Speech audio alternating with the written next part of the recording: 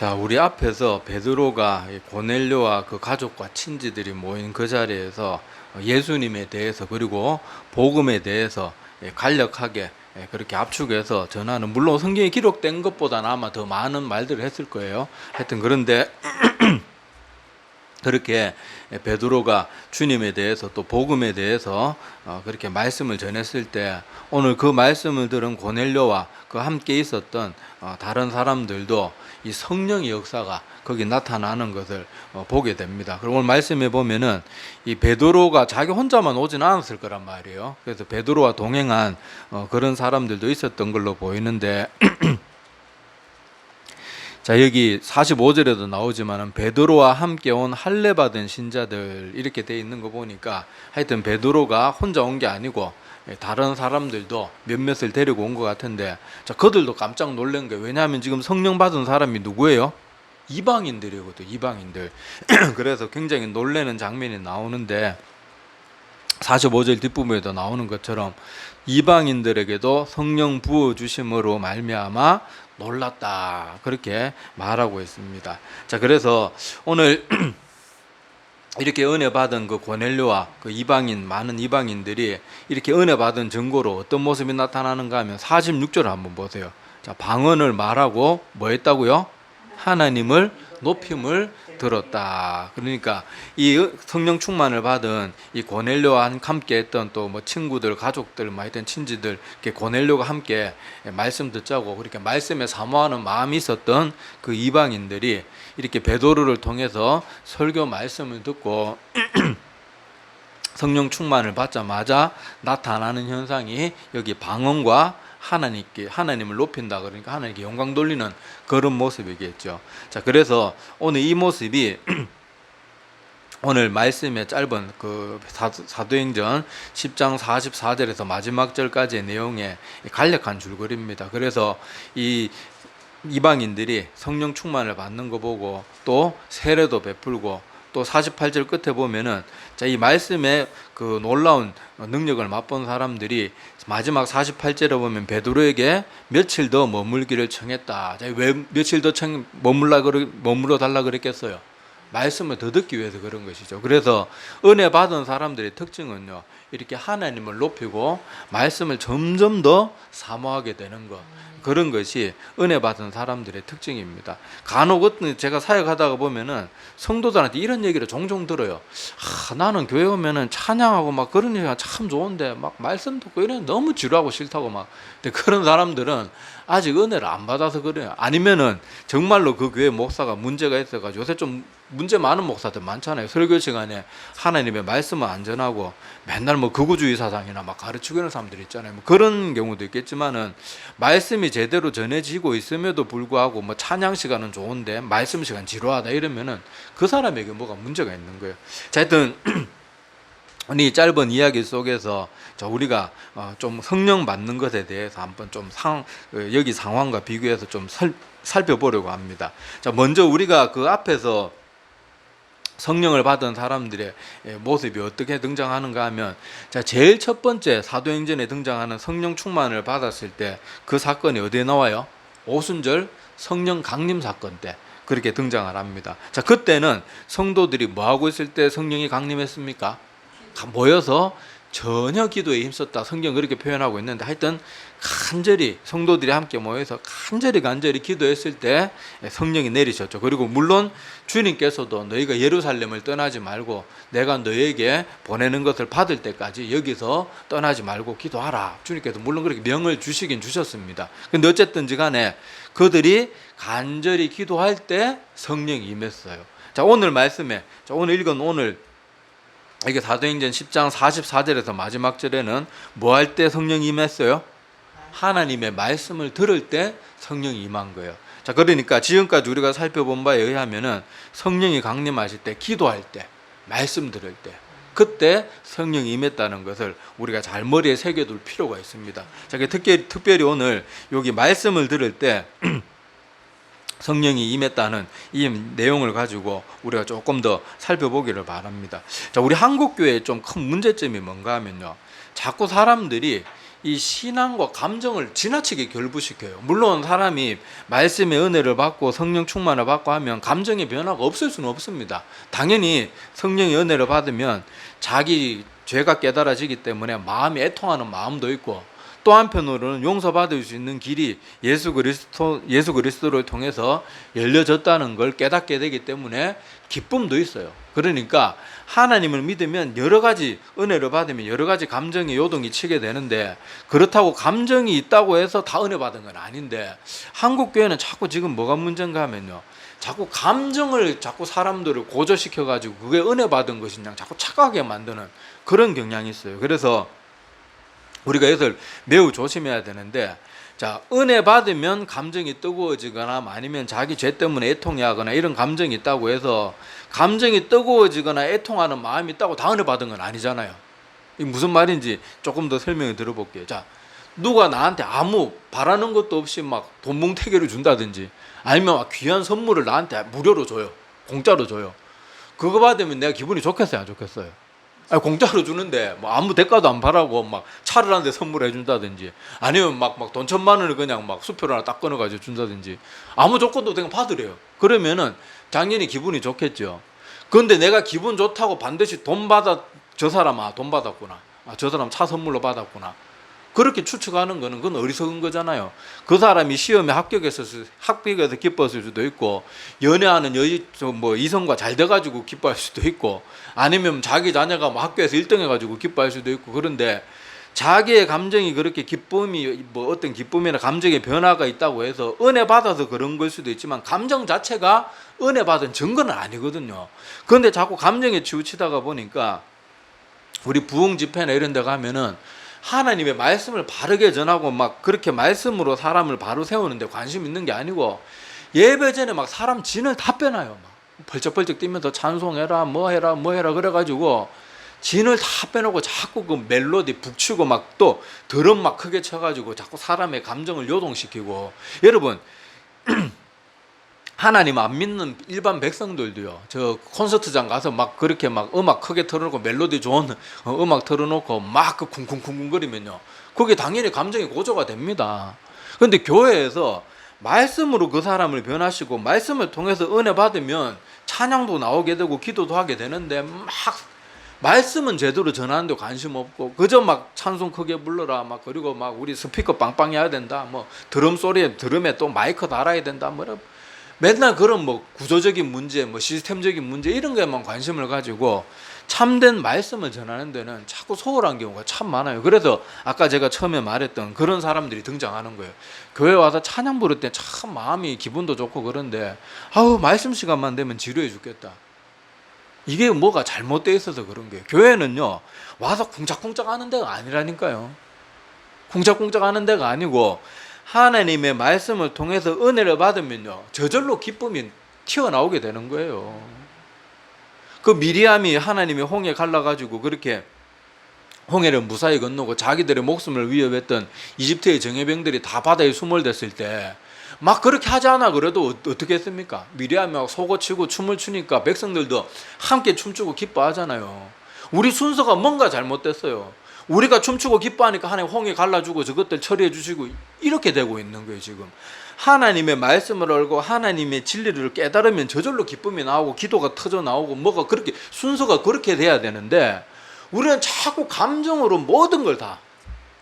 제가 사역하면서 어린애들부터 장년에 이르기까지 이런 공통된 모습을 너무 많이 봤어요. 특히 막 집회, 수련회 이런 데 가면 사람들이 막 거기는 일반 예배하고 좀 다르잖아요. 막 그런 데가 막 스피커도 막 그만한 거 해놓고 막 쿵쿵거리면 막 가슴이 다 막 온 몸이 다 울릴 정도로 막 스피커 시스템 빵빵하게 해놓고, 또 노래 특별히 잘하는 사람들 초청해가지고 막 돈 몇백만 원씩 주고 그 찬양팀들 불러가지고 막 몇 시간씩 찬양하고 막 그러잖아요. 그런데 그런 데서 막 조금 그 분위기에 고조돼가지고 막 찬송 좀 같이 부르고 이러면 은혜 받았다 그러는데, 정작 강사 목사님, 그 귀한 우리 평소에도 만나기도 힘든 강사 목사님들 와서 말씀 전할 때는요, 다 자고 있어요. 다 졸고 있고 막 그 강사 목사님들이 막 혼을 내잖아요. 정신 차리라고 막. 이게 뭔가 잘못되어 있는 것 모습들이거든요. 정말로 여러분 수련회든 집회든 갔다 와서 은혜 받은 사람은요, 앞에서 말씀 전해보면요, 은혜 받은 사람과 받지 않은 사람 딱 티가 납니다. 막 여러분 두 손 들고 찬양하고 눈물 흘린다고 은혜 받았을까요? 아니에요. 앞에서 목사가 딱 설교해보면 은혜 받은 사람 안 받은 사람 제일 큰 특징이 뭔가 하면요, 말씀 시간에 저 사람이 얼마나 초롱초롱하게 잘 듣고 있나. 그게 100%예요. 그게 뭐 내가 막 찬송 부르는데 막 눈물 흘리면서 막 혼자 벌떡 일어나가지고 그런 거에 속지 마세요. 은혜 받은 거 아닙니다. 어떤 사람은요 괜히 막 튀고 싶어서 그런 사람도 있어요. 없을 것 같죠? 있어요. 진짜 많아요. 그런 사람들 많습니다. 근데 말씀 시간만 되면 썩은 동태눈이 돼가지고 다 뭐 딴짓하고 이거 졸고 뭐 그런 은혜 받은 모습이 아니에요. 은혜 받으면요, 오늘 말씀해 보니까 고넬료와 그 가족들이나 뭐 친척들 이런 사람들이, 친구들 친지들 이런 사람들 모여가지고 은혜 받고 난 다음에 48절 끝에 뭐라고 했어요? 베드로에게 며칠 더 머물러 달라. 아, 베드로님 막 찬송을 막 스피커 크게 틀어놓고 찬송을 틀어줘 북도 쳐주고 이래서 이러려고 부르는, 그렇게 지금 요청하는 게 아니잖아요. 베드로에게 뭘 요구하는 겁니까? 말씀 좀 더, 예수님과 있었던 일들 좀 더 설명해주고, 예수님께서 그 제자들에게 친히 가르쳐 주셨던 그 비유의 내용들을 어떻게 풀어주셨습니까? 그런 얘기가 어떻게 하다 나오게 됐습니까? 뭐 얼마나 궁금한 게 많겠어요. 말씀 받은 사람들의 특징, 은혜 받은 사람들의 특징은요, 말씀에 막 반응을 하는 거예요. 이걸 우리가 잊어서는 안 됩니다. 지금 한국교회는 청년들도 그렇고 어린애들도 그렇고 막 찬양만 뜨겁게 부르면 제 은혜 받았다 그러는데, 목사가 보면 다 보여요. 제가 은혜 받아서 저러는지, 그냥 나서기 좋아해서 저러는지, 아니면 그냥 감정이 풍부해가지고 일시적으로 저러는지 다 보입니다. 은혜 받은 거는 제일 첫 번째 특징은요, 오늘 말씀에 다 답을 해주고 있어요.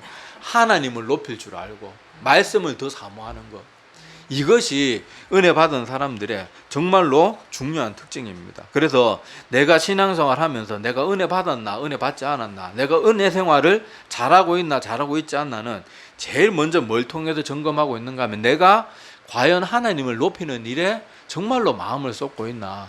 자, 우리가 이 일상 가운데 하나님을 높이는 행위 중에 제일 두드러지고 제일 뚜렷한 게 뭡니까?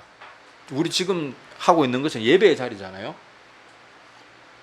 그래서 내가 은혜 받았다, 하나님께 은혜 받은 사람이다, 은혜가 충만하다 하면요, 예배의 자세가 틀려져요. 아까도 제가 말씀드렸잖아요.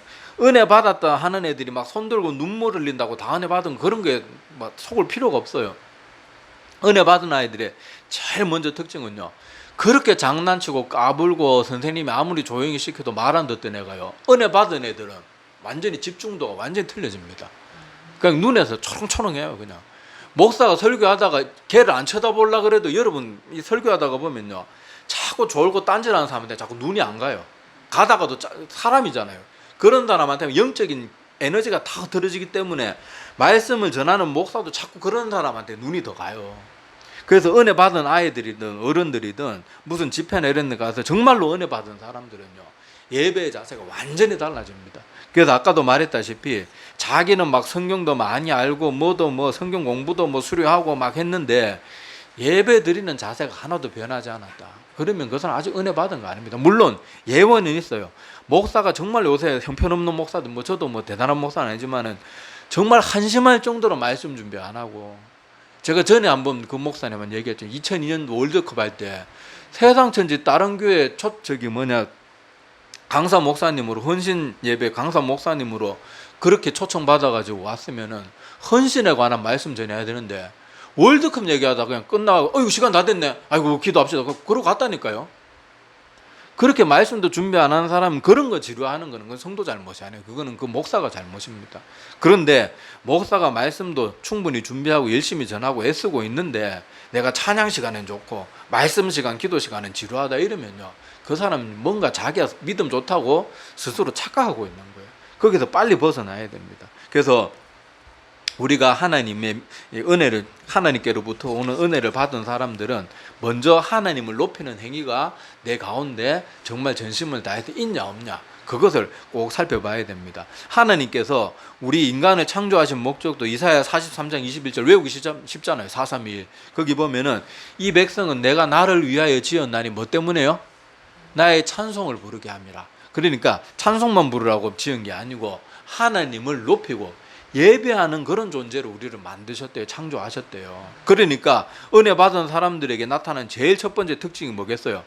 그동안 사단 마귀에 쩔어 살다가 자기는 나 사단 마귀에게 쩔어 살지 않았습니다. 그렇게 말할지는 모르지만 하나님 안 믿는 사람들은 자기가 아무리 도덕적으로 완벽한 삶을 살아도 그 사람은 사단 마귀한테 붙들린 사람이에요.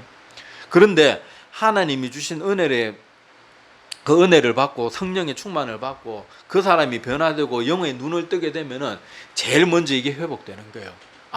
하나님이 우리를 창조하신 목적이 회복되니까 제일 먼저 뭘 하겠어요? 오늘 고넬료와 그 가족도 뭐 했습니까? 제일 먼저 방언 받고 성령 충만 받고 제일 먼저 한 일이 뭐예요? 하나님을 높였다 그러잖아요. 우리도 은혜 받으면요, 그렇게 하나님께 은혜 돌리고 영광 돌리는 모습이 제일 먼저 나타나야 됩니다. 그래서 제가 예전에도 한번 말씀드린 적이 있지만은 평양 대부흥 운동 때는요, 우리는 지금 평양 대부흥 그러니까 그때 막 부흥회가 많고 그랬는가 보다 이렇게 생각할 수가 있는데, 우리 그 한국 교회사를 그렇게 공부해 보면은 평양 대부흥 운동회 때 막 무슨 북치고 장구치고 사람 모아가지고 그렇게 하지 않았어요. 평양 대부흥 운동회 때 뭘로 시작했는가 하면요, 말씀 사경회가 있었습니다. 말씀 사경회. 우리도 그 주보 보면 저희 그 하나교회는 수요 예배라고 되어 있지 않고 수요 사경회라고 되어 있어요. 왜냐하면 수요일 날은 이 성경 본문 말씀 하나하나 우리가 풀어서 나누는 그런 시간이기 때문에 수요 사경회라고 되어 있는데, 이 사경이라는 말을 한자 그대로 풀면요, 글을 조사하다는 뜻을 가지고 있는 한자예요. 그러니까 여기 글은 뭘 뜻하겠습니까?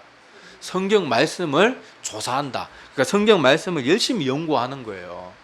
그 평양 대부흥 운동회 때는 막 무슨 통성기도 합시다, 막 찬양을 뜨겁게 부릅시다, 막 두 손 들고 합시다, 일어나서 찬양, 이게 한 게 아니라니까요.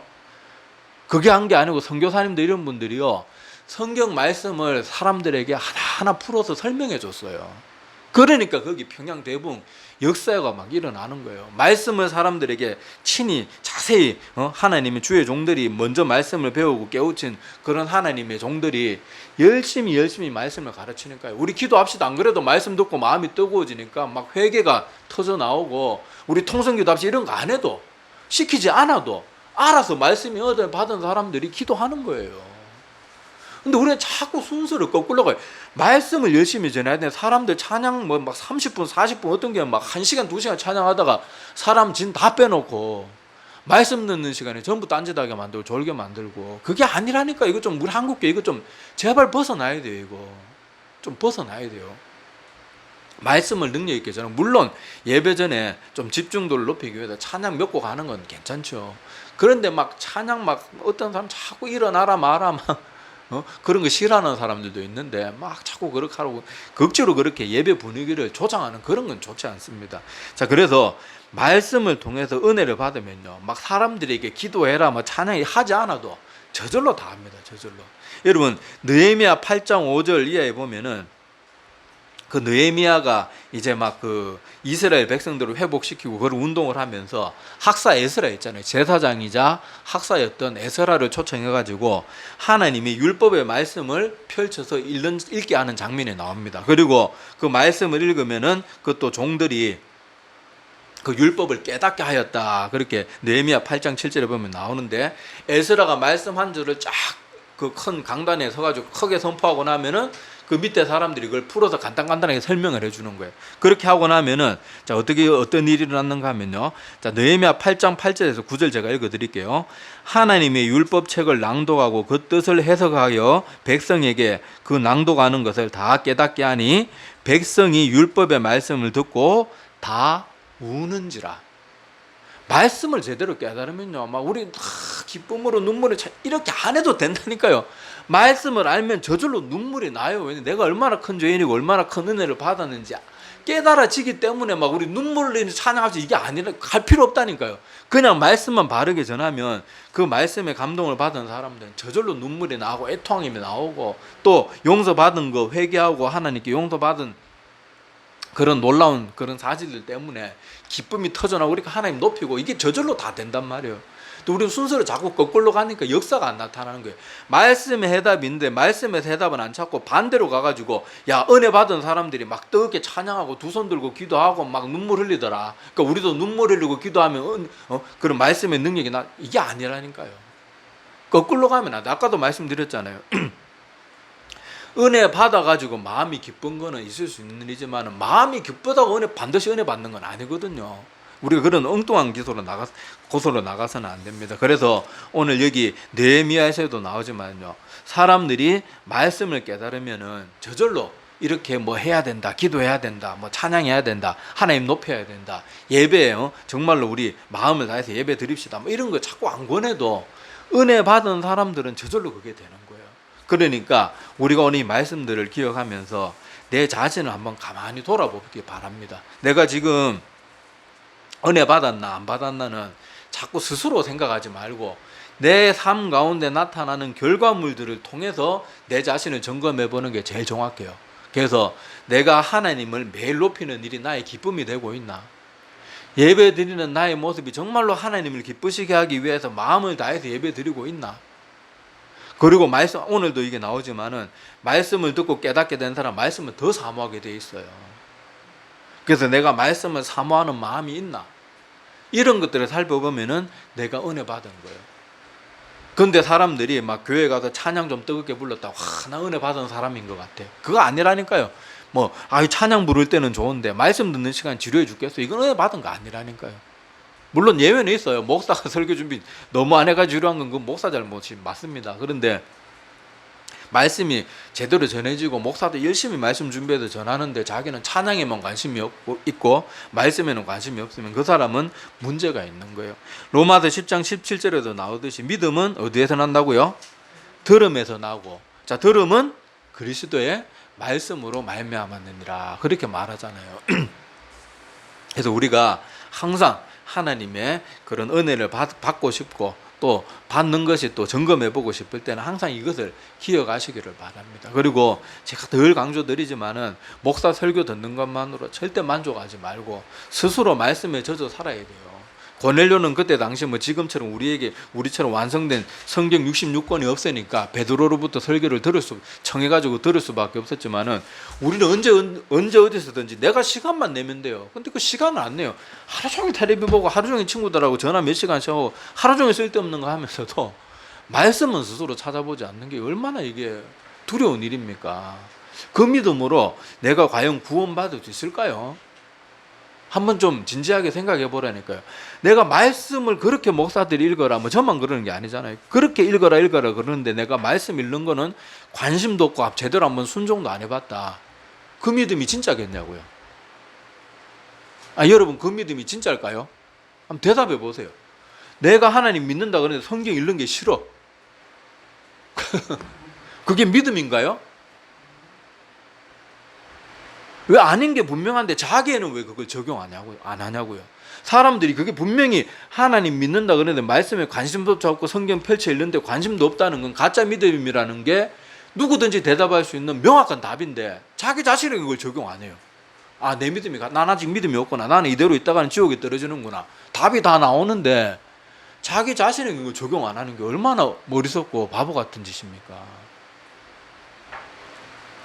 그러니까 우리가 내가 신앙생활 지금 하는데 예배도 관심이 없고 말씀 듣는 것도 읽는 것도 또 하나님의 말씀, 하나님을 막 그렇게 간절히 높이고 기도하면서 하나님 어떻게 내가 하나님의 기쁨이 될까, 이런 게 일상 가운데 그런 생각이 뭐 거의 들지 않는다. 그러면은 내가 아직 지옥 백성이다, 그렇게 판단하는 게 제일 합리적입니다. 그러니까 정신 바짝 차리고 오늘 말씀을 통해서 고넬료가 은혜 받은 이유는 베드로가 말씀을 잘 전한 이유도 있겠지만은 고넬료도 어떤 마음이었어요? 말씀을 사모하는 마음이 있었기 때문에 은혜를 받는 거예요. 여러분, 무디 목사님이 그렇게 활약을 하고 그렇게 무디 목사님이 가는 곳마다 막 수천 명씩 회개하는 그런 역사가 일어났을 때에도 무디 목사님 욕하는 그 신문 기사 내고 이런 사람들도 있었잖아요. 똑같은 말씀을 전해 들어도요, 사모하는 자에게는 그 영혼을 구원하는 능력의 말씀이 되지만은 말씀에 관심이 없는 사람은 자기 영혼을 구원하는 그 말씀, 그 능력 있는 말씀을 받고도요 오히려 주의 종을 욕하고 앉았다니까요. 그러니까 중요한 것은 내 자신도 말씀을 사모하는 마음이 있어야 돼요. 사모하는 마음이. 찬양 시간은 좋은데 말씀 시간 지루하다. 정말 그 하나님의 두려운 말이에요. 두려운 말. 쉽게 입에서 그런 말 함부로 내는 거 아닙니다. 오히려 그럴 때는 하나 찬양 부르는 건 좋은데 말씀 시간에 좀 더 집중하길 원합니다, 이런 식으로 말을 해야지. 그러니까 우리가 오늘 이 말씀을 통해서 내 믿음을 꼭 점검해보고 내가 정말로 고넬료와 같이 하나님을 사모하는 마음이 있고, 또 고넬료는 일상 가운데도 늘 기도 게을리하지 않았다 그러잖아요. 그러니까 고넬료의 모습에서도 오늘 말씀이 말하고 있는 게 다 나오잖아요. 오늘 성령 받은 2번, 오순절 때는 뭐 할 때 성령이 임했어요? 간절히 기도할 때. 그리고 오늘 여기 말씀에는 사도 베드로의 말씀을 전해 들었을 때 성령이 임하잖아요. 그런데 고넬료는 일상 가운데도 내 기도와 구제가 하나님 앞에 연락되었다. 그래서 하나님이 고넬료에게 은혜를 베푸시잖아요. 우리가 그런 모습이 없이 뭐 저절로 믿음이 자라겠지, 그런 쓸데없는 착각해서는 안 됩니다. 하나님 앞에 자꾸 내 자신이 나아가야 돼요. 그래서 우리도 고넬료와 같이 이렇게 성령 충만을 받고 삶이 완전히 뒤바뀌는 그런, 진짜 예수님도 뭐라 그랬습니까? 너희가 거듭나지 아니하면 결단코 하나님 나라에 들어가지 못하리라. 이 말을 여러분 절대로 허투루 듣거나 가볍게 듣지 마십시오. 지금 현대의 많은 목회자들이 그저 교회만 출석하고 그냥 세례만 받아도 다 구원받는 것처럼 아주 얄팍한 그런 성경과는 전혀 다른 복음을 전하는 사람들이 있는데, 성경 어디에도 그런 말 없습니다. 심지어 하나님이신 그분이 너희가 하나님의 복음을 전해 듣고 그 말씀으로 완전히 변화된 모습이 없이는 아무도 하나님 나라에 들어가지 못한다 그랬어요. 이런 말씀들을, 그러니까 여러분 목사 말 듣는 거 전혀 안 중요해요. 성경 말씀대로 듣는 게 정말로 중요합니다. 기도드리겠습니다.